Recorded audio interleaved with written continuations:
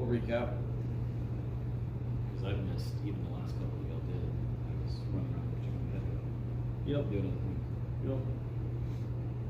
Okay, 1 Samuel. Okay.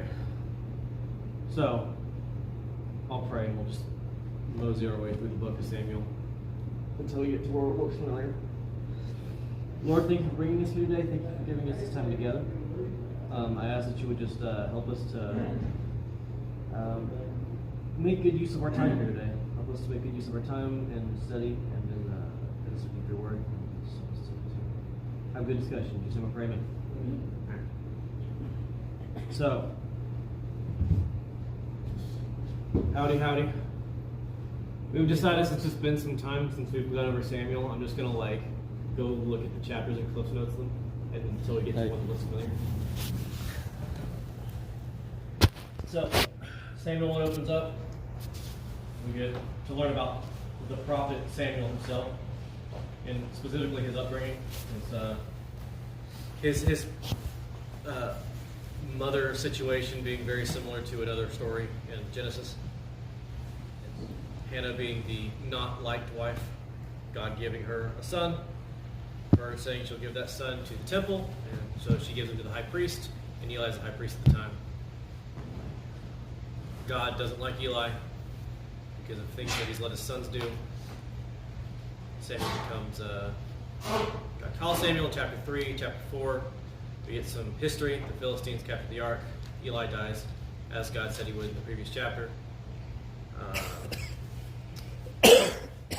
Philistines capture the ark, and it's a bad time for them all around.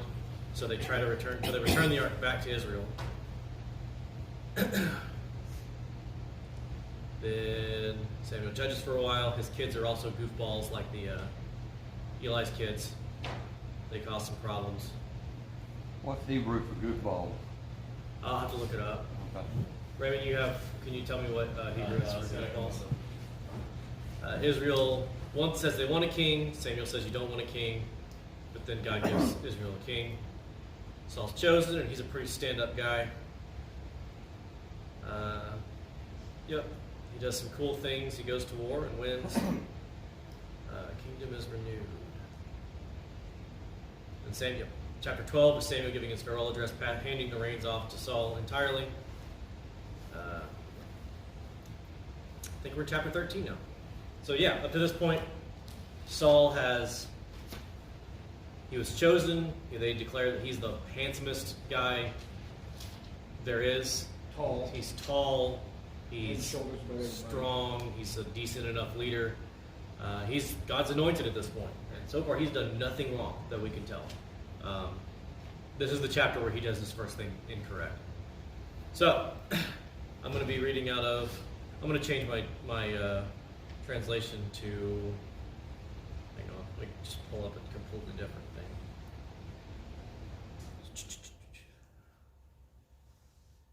I'm going to read out of an arcane translation. For Samuel 13. I'm going to be in the NASB, which is a word-for-word translation. So, just so. All right. You know what? I'm changing my mind. I'm going back to the NLT. It's just not worth it to go for word whenever I'm reading out loud. Okay. Saul was 30 years old when he became king, and he reigned for 42 years. Saul selected 3,000 special troops from the army of Israel and sent the rest of the men home. He took 2,000 of the chosen men with him to Michmash in the hill country of Bethel, and the other 1,000 went with Saul's son Jonathan to Gibeah in the land of Benjamin. Soon after this, Jonathan attacked and defeated the garrison of Philistines at Geba. The news spread quickly among the Philistines, so Saul blew the ram's horn throughout the land, saying, "Hebrews, hear this, rise up and revolt." All Israel heard the news that Saul had destroyed the Philistine garrison at Geba, and that the Philistines now hated the Israelites more than ever. So the Israelite army was summoned to join Saul at Gilgal. The Philistines mustered a mighty army of 3,000 chariots, 6,000 charioteers, and as many warriors as the grains of sand on the seashore. They camped at Michmash, east of Bethaven. The men of Israel saw what a tight spot they were in, and because they were hard-pressed by the enemy, they tried to hide in caves, thickets, rocks, holes, and cisterns. Some of them crossed the Jordan River and escaped into the land of Gad and Gilead. Meanwhile, Saul stayed at Gilgal, and his men were trembling with fear. Saul waited there 7 days for Samuel. We have read this, but we're going to continue reading it. As Samuel had instructed him earlier, but Samuel did not come. Saul realized that his troops were rapidly slipping away, so he demanded, "Bring me the burnt offering and the peace offerings," and Saul sacrificed the burnt offering himself. Just as Saul was finishing with the burnt offering, Samuel arrived. Saul went out to meet and welcome him, but Samuel said, "What is this you have done?" Saul replied, "I saw my men scattering before me, and you didn't arrive when you said you would, and the Philistines are at Michmash ready for battle. So I said, the Philistines are ready to march against us at Gilgal, and I haven't even asked the Lord for the Lord's help. So I felt compelled to offer the burnt offering myself before you came." "How foolish," Samuel exclaimed. "You have not kept the commands the Lord your God gave you. Had you kept it, the Lord would have established your kingdom over Israel forever. But now your kingdom must end, for the Lord has sought out a man after his own heart. The Lord has already appointed him to be the new leader of his people, because you have not kept the Lord's command." Samuel then left Gilgal and went on his way, but the rest of the troops went with Saul to meet the army. They went up from Gilgal to Gibeah in the land of Benjamin. When Saul counted the men who were still with him, he found only 600 were left. Saul and Jonathan and the troops with them were staying at Gibeah in the land of Benjamin. The Philistines set up their camp at Michmash. 3 raiding parties soon left the camp of the Philistines. One went north towards Ophrah and the land of Shual. Others went to Beth-horon. The third moved toward the border of the valley of Zeboim, near the wilderness. There were no blacksmiths in the land of Israel in those days. The Philistines wouldn't allow them for fear that they would make swords and spears for the Hebrews. So whenever the Israelites needed to sharpen their plowshares, picks, axes, or sickles, they had to take them to a Philistine blacksmith. The charges were as follows: 1/4 ounce of silver for sharpening a plowshare or pick, 1/8 ounce for sharpening an axe, or making the point of an ox goad. So on that day, the day of battle, none of the people of Israel had a sword or spear except for Saul and Jonathan. The pass at Michmash had meanwhile been secured by a contingent of the Philistine army. So, this is where we get the first time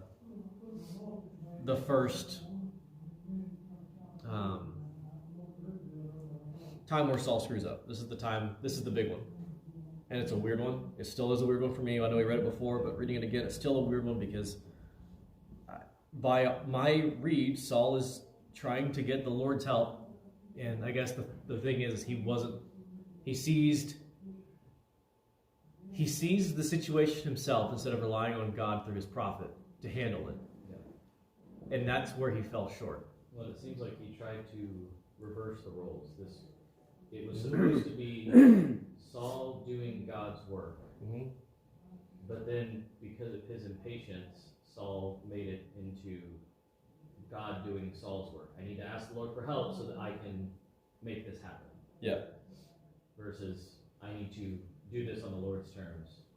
Sure. And I think that is probably the correct read. But at a glance, it definitely still looks like. Doesn't seem like a very big deal. Yeah, it doesn't look like a big deal, and it also looks like Saul getting slapped for trying to reach out to God. But the big thing is, he circumvented Samuel, who was the priest, Saul being the king. Samuel's the priest and the prophet. He's kind of filling both roles. So you got the three big roles: king, priest, prophet in Israel society, and Saul's only filling one of those. That wasn't his job. That wasn't his job. But apparently that was a big enough deal where, that was the moment where God was like, "All right, cool, not you anymore. We're going to move on to David." You know, it doesn't seem like a big deal to us, but we know God sees sin, murder, same as hitting somebody. He sees where this is going to head, right? Yeah. So if Saul, if it is an issue of like it's this early on, and Saul is using God to fuel his reign instead of reigning in the appropriate way to honor God, then he sees this is the first sign of like, all right, this is not going to work out. Because God is concerned first and foremost with your heart. Yeah. What is in your heart? What is your intent? What is your desire? Yep. Not what did you do? It's not the action that matters. It's why. And I think it's also important to know that, I mean, God doesn't oust Saul from being king for a very long time. I mean, David's a kid at this point. It's like another, I think it's like 20 years from this point until Saul gets out. And we also get at the beginning of this, we get the end date. Saul reigned for 42 years. You know, and taking the devil's advocate, Saul knew where the help had to come from. Mm-hmm. Saul knew the source of the power. Yeah. Well, He just overstepped his bounds. if he ruled for 42 years, there's a solid chance that there's a lot of, I guess you could say, evidence against Saul that just isn't documented because it's not super important. Yeah. We're gonna explain who Saul was, explain that he messed up, and move on to David, because the point is Saul was the king that the people wanted, and he wasn't after God's heart. David was the king that God wanted. Yep. And so he slapped Israel with the one, Well, kind so of. that they were ready for the. Because really, God is the king God wanted. That's true. But since Israel's not wanting to play by those We rules, want a king like everyone else. yeah, we won't be just like all the other kingdoms. Against, Why can't we be like the rest of the world? So, but yeah, I find it interesting. Like right here on this chapter where we see this, and we see like this is what's going to dictate basically the rest of the 2 books of Samuel. We get Saul's age, and that he reigned for 42 years. So the rest of the book takes place over 42 years, which is, I don't know, it's interesting that we get that at this point. But yeah. Any other thoughts, ideas, questions, concerns? Still think it's interesting how they didn't let Israelites sharpen their own pickaxes or plows or not. They weren't allowed to have blacksmiths to do their, general work they had to do. Instead, they had to go farm out blacksmiths from other societies, which I think is kind of strange. Yeah, from the society they're fighting against. Yeah. The society they're fighting against that's oppressing them is... Can you please sharpen my sword? Why do you have a short sword that needs to be sharpened, bud? Reasons? Self-defense. Yeah. Self-defense against who? My Second Amendment. Yeah. That's not here yet, bud. Yeah, and so, but we end this chapter with Israel being in a very bad spot. And that, like, blacksmith section's like, yeah, they're surrounded. Saul is down from an army of, how big was it? 6,000 or 3,000 to 600. Yeah, 6,000 charioteers down to 600. So a tenth of his forces. They have blunted shovels and pickaxes and picks for their weapon. Well, Or sickles for the harvest. let's see how this ends. I'll jump on to the next chapter. One day, Jonathan said to his armor bearer, "Come on, let's go over to where the Philistines have their outpost." But Jonathan did not tell his father what he was doing. Meanwhile, Saul and his 600 men were camped in the outskirts of Gibeah, around the pomegranate tree at Migron. Among Saul's men was Ahijah the priest, who was wearing the ephod, the priestly vest. Ahijah was the son of Ichabod's brother, Ahitub, son of Phinehas, son of Eli, the priest of the Lord who had served at Shiloh. No one realized that Jonathan had left the Israelite camp to reach the Philistine outpost. Jonathan had to go down between the 2 rocky cliffs that were called Bozez and Sinet. The cliff to the north, in front of Michmash, the cliff on the north was in front of Michmash, and the one on the south was in front of Gibeah.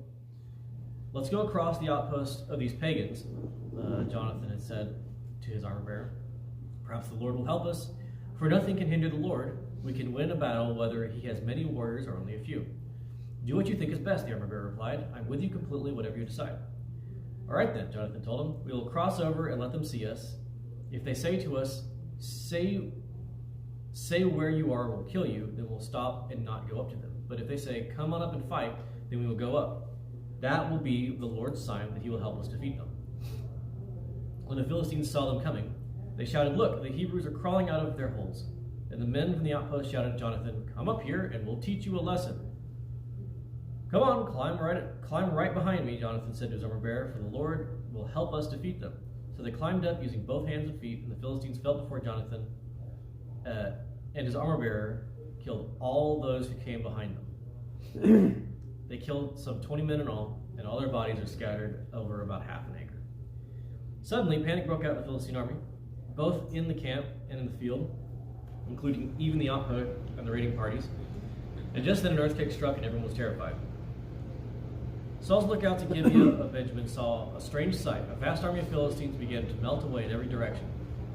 Call the roll and find out who's missing, Saul ordered, and when they checked, they found Jonathan and his armor were gone. Then Saul shouted to Ahijah, "Bring the ephod here." For at the time Ahijah was wearing the ephod in front of the Israelites, but while Saul was talking to the priest, the confusion in the Philistine camp grew louder and louder, and Saul said to the priest, "Never mind, let's get going." Then Saul and all his men rushed out to battle and found the Philistines killing each other. It was terrible confusion everywhere. Even the Hebrews who had previously gone over to the Philistine army revolted and joined on with Saul. Saul, Jonathan, and the rest of the Israelites.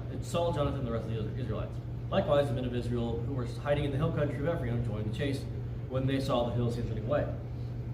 So the Lord saved Israel that day, and the battle continued to rage even beyond Beth-Aven.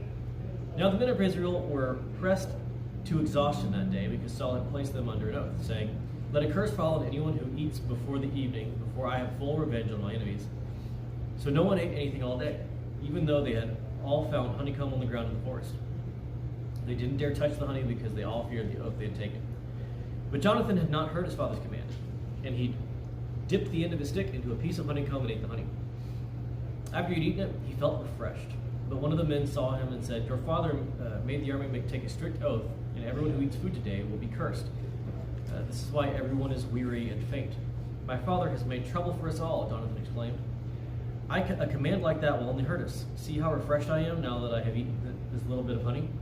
If the men had been allowed to eat freely from the food found among our enemies, look at how many more Philistines we could have killed. They chased and killed the Philistines all day from Michmash to Aijalon, growing more and more faint. That evening they rushed for the battle plunder and butchered the sheep, goats, cattle, and calves, and they ate them without draining the blood. Someone reported to Saul, "Look, the men are sinning against the Lord by eating meat that still has blood in it." "That is very wrong," Saul said. "Find me a large stone and roll it over here." Then go out among the troops and tell them, "Bring the cattle, sheep, and goats here to me. Kill them here and drain the blood before you eat them. Do not sin against the Lord by eating meat with the blood still in it." So that night the troops brought their animals and slaughtered them here. Saul built an altar to the Lord, and it was the first of the altars he built to the Lord. Then Saul said, "Let's chase the Philistines all night and plunder them until sunrise and destroy every last one of them." His men replied, "We'll do whatever you think's best." But the priest said, "Let's ask God first." So Saul asked God, "Should we go after the Philistines? Will you help us defeat them?" But God made no reply that day.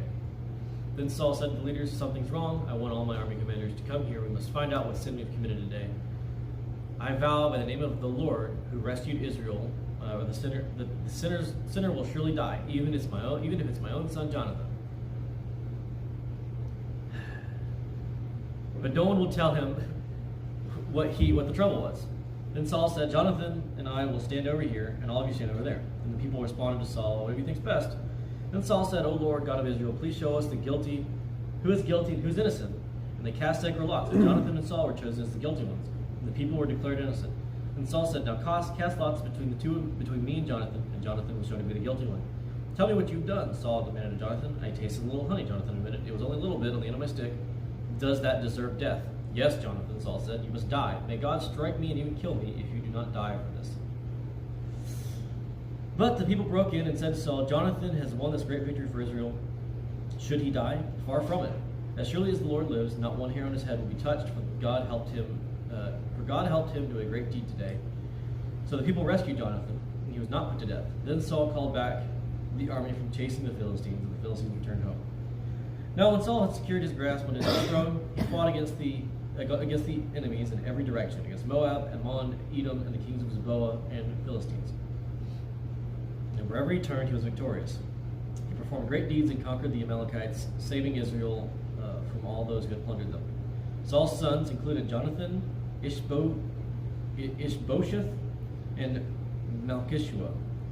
He also had two daughters named Merab, who was older, and Michal. Saul's wife was Ahinoam, and the daughter of Ahimaaz. The commander of Saul's army was Abner, son of Saul's uncle Ner. Saul's father Kish was Abner's father. Ner was both sons of all right, whatever. The Israelites fought constantly with the Philistines throughout Saul's lifetime. So whenever Saul observed a young man who was brave and strong, he drafted him into the army. Long chapter, but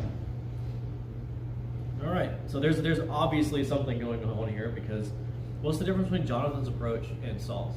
Because Saul took matters into his own hand and got dumpstered, but Jonathan took matters into his own hands, kind of.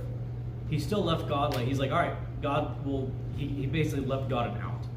He didn't try to force God's hand. He was like, all right, we're going to go up, and if they say this, we're out. If he says this, we're in. Yeah. But we're still going to let God decide. yeah. So, Jonathan, also Saul is over here making wanton oaths like a crazy person, which is against the law. Yes. Like, one of those that include killing people. yeah, and I think it's supposed to happen. The time where he's like, even if it's my son Jonathan, it's supposed to remind you of the judge who's like, I'll sacrifice to you the first thing that I see when I come home from this battle. Through my tent door. Yeah, and it's his daughter. And he's like, dang, I have to kill my daughter now. I made an oath. Yeah, I made an oath. But they ended up, he didn't actually have to. I thought one of the prisoners of war was going to come out of my tent. I thought it may have been my dog. I don't know.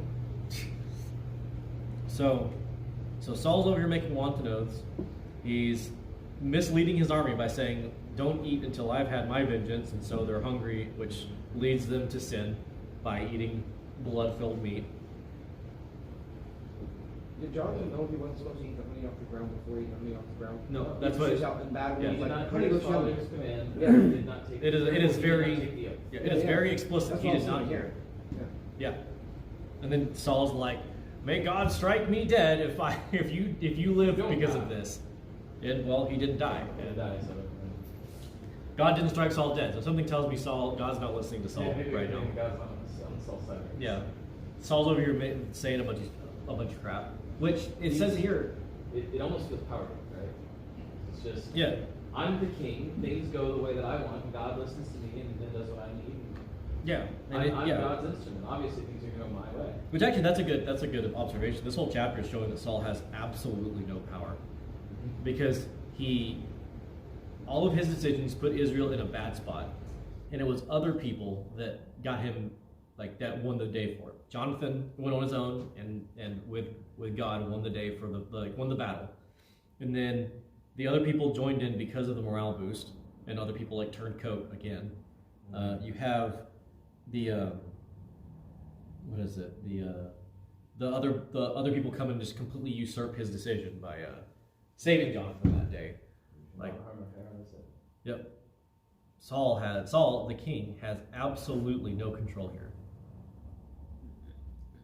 What a guy. But he's still acting as if he does. Yeah, he's king, obviously. And his decrees are making people even more sinful. Yep. As compared to just following the rules like you're supposed to. He's a bad king. So. It's like going to the grocery store when you're hungry. It's like, hey, you're all fighting all these battles and you have all this plunder and there's all these like livestock around, but you're hungry, but you're not allowed to eat. It's like, well, eventually they're gonna, eat, and they're not gonna do it right once they do because it's been so long since they ate. They're not gonna take all the I care. can't wait to drain the blood. That takes too long. I'm starving. Yeah. And I'm weak. I can't cook this meat. I just have to eat it raw. That just takes too long. The frozen hot dog problem. I'm hungry now. Listen, that stops real quick whenever the kids start crying about they want a corn dog. Yep. They want to wait 2 minutes, takes to microwave it. Mm-hmm. One day they're crying, I want a corn dog now. I'm like, okay, but give it to you. You have to eat it how it is. Okay, I give it to them. Frozen. They start crying even harder. I was like, I told you, didn't I? Just give me 2 minutes and it'll be a little bit better. I'll make it edible. Yeah. What else we got in here? Because I'm not reading another chapter. That was a long chapter. We're read out at this point. But I think honestly, these are two chapters that are supposed to go hand in hand of because they kind of give you a summary of Paul's reign, because it begins with Saul reigned for this long, and it ends with he fought the Philistines throughout his entire life. I do think it's funny that when they cast lots to figure out who the sinner was, it was Saul and Jonathan. Yeah. Both. Like, who sinned today? It's like both of you. Yeah. Is it all of you or us? Yeah. Well, obviously. Oh. It's us. Okay. Uh-oh. I didn't know who did this. Which one of us was the bad one? Yep. Ridiculous. against Saul, Saul sinned against God. Yep. Which also, because if I'm not mistaken, Saul, he puts the ephod on himself, right? Whenever he goes to make his goof. If he doesn't do it here, he does it in another spot. There was an interesting note on the part where he asks for the ephod that he might have been saying, or some Greek manuscripts translate it as "bring the ark here." Yeah. That's what mine says, bring the ark here. Interesting. Yeah. So it depends on which translation you're reading, but yeah, if it's not here, there's at least another time that like Saul's like, "Bring me the ephod," and he puts it on and assumes the role of priest. Yeah. Because wait a minute. Yeah, so either, in that thing, it's either, I find it interesting at least that the burnt offering thing is like, it's described as him doing it, even though, and then the next chapter it says he had a priest. So it makes me wonder if he completely circumvented his priest, or if this is priest that was not supposed to be doing what he's been doing. Well, and did he get a new priest? Was this a priest in the line of Eli's sons? Yeah, it was. Yeah, so it's like, he got a new priest. Because it was Samuel. That's true. And yeah. Samuel's like, I'm out. You didn't listen to God. He's anointed somebody else. And so he goes to find David, I guess. Yeah, even though God is revoked. And so who does Saul end up with but the son of, or the grandson of the priest that was like, the grandson of the priest who God said, "We're done. I'm done with your line." Yeah. Pretty great. And then you did ask for the ephod part. Yep. So Ahijah was wearing the ephod. Saul said, "Bring it here." And he was talking to the priest, and it seemed like he was going to do something. He was going to put it on, he was going to like whatever, but then got totally distracted because the Philistines started moving. So like he didn't even get to the religious ceremony that was going to happen or whatever he was going to do before he's like distracted and like, oh, never mind this. We don't have time for God. We have to deal with this threat. Yeah. It makes you wonder if it was like wait, I need to get in there so I can take credit for this win, because otherwise they're gonna win without me. Yep.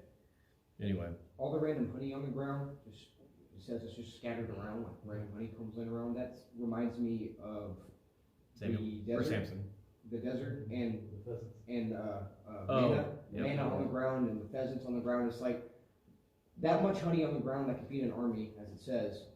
It's not like a regular thing that happened. It's almost like God's like, "Hey, army, here's some food," and they're like, "No, you're not allowed to eat that God provided you to eat." And then Jonathan eats it, and he's like, it says that his strength was renewed whenever he ate it. So he ate a little bit. Yeah, it's Limbus honey. And he was ready to go. Yeah. So it's like, it's almost like it was put there by somebody so your soldiers can eat it and keep doing what they're supposed to be doing. Yep. But you're getting in the way with your dumb rules. Your dumb oaths. Pride. Your wanton oaths that God said don't do this. Yeah, quit doing oaths. Chill out with your oaths. Do not swear by the temple nor the golden. Yeah. So I guess that one came later. I wonder what made Jonathan do this. Yeah. There's nothing that says.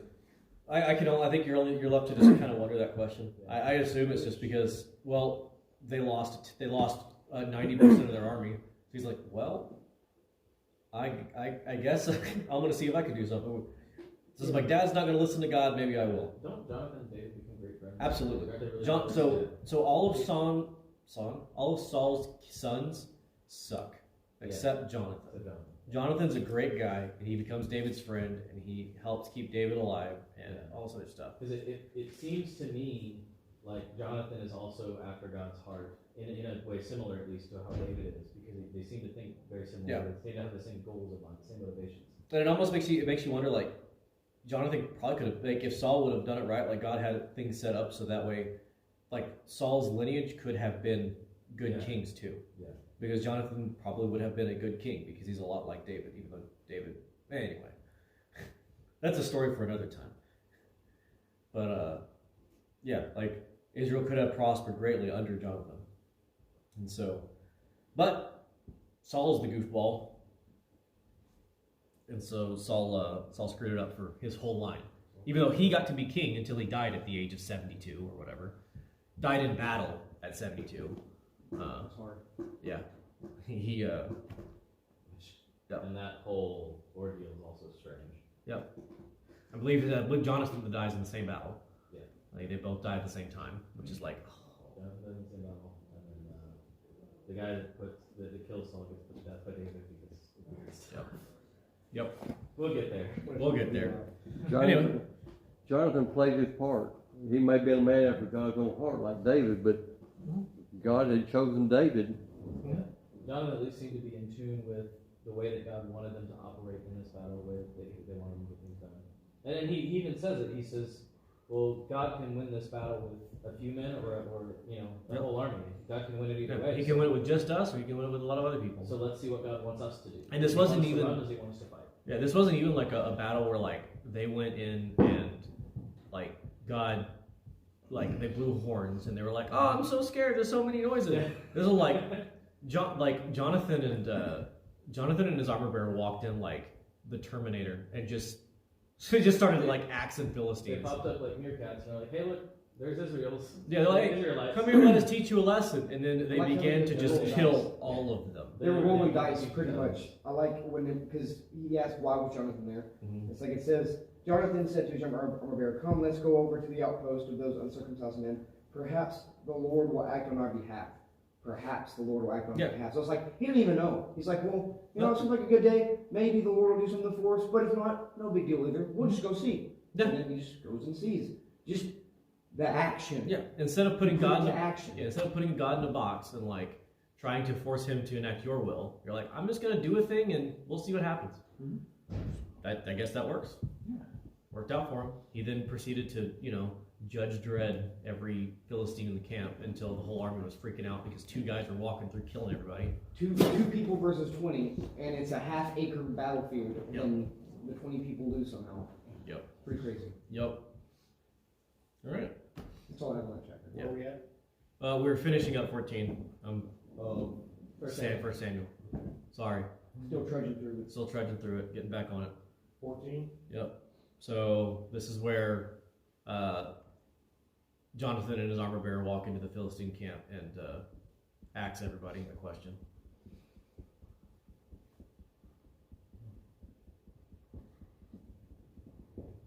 But we're pretty much wrapping up because I'm not reading any more chapters. So if you got things you want to add to it, go for it. How did Jonathan know to say what he said? What do you mean? If they say we're going to come to you, then we'll wait. But if they come here, I always just assume Jonathan's just like he just like here's how we're gonna here's what we're gonna do. And I guess he left God an out. Like he said, all right, I'm just gonna listen for these two things. They're gonna say something. They're gonna say go find them, or they're gonna call them out. Yeah, it's actually it's pretty cool. I like this story a lot because it shows just like sitting and waiting for God, like a lot of people say to do, sit and wait for God, doesn't yield results a lot of times as we see in the Bible. Sitting and waiting actually just gets you in more trouble. Then, I'm going to do something and pray that God blesses this. Well, and give them an out if you need to. I think it's interesting because it pairs it up. So you have one story where sitting and waiting wasn't the correct option, paired up right next to a story where sitting and waiting was the correct option. Yeah, but in the first one, you had already, or in the second one where sitting waiting was the right option, you had an explicit command, wait for Samuel. Yes. And you didn't. And in the second one, you have this moment of, well, we're not sure what's going on. We haven't been told what to do. We don't know what the best course of action is. We're going to So take instead of matters sitting into our right own around, we're gonna put ourselves out there, and then we're gonna tell God, we're gonna say, God, okay, I'm gonna put myself out there because it's different than like when Gideon is saying, make the fleece dry or make the fleece wet, and then I'll believe. It's I'm gonna step out there, and it's either gonna go fight or it's gonna go run. And so they took that first proactive step, which is like I think probably a pretty big deal. They didn't just sit there and wait, like, okay, God, what do you want us to do? No, we're going to get out there, and it's either going to go one way or the other. Yep. We went there, gave God a signal to tell them to proceed, and then, yeah. So, anything else? Anything time? No. All right. I'm going to pray us out. Lord, thank you for bringing us here. Thank you for this time in your word. I thank you for blessing our discussion. I just ask that you'll now be with us as we enter into worship, that you'll bless our time together and our fellowship after. Just help us to enjoy each other's company and grow closer as a community. Just want to pray, amen. Amen.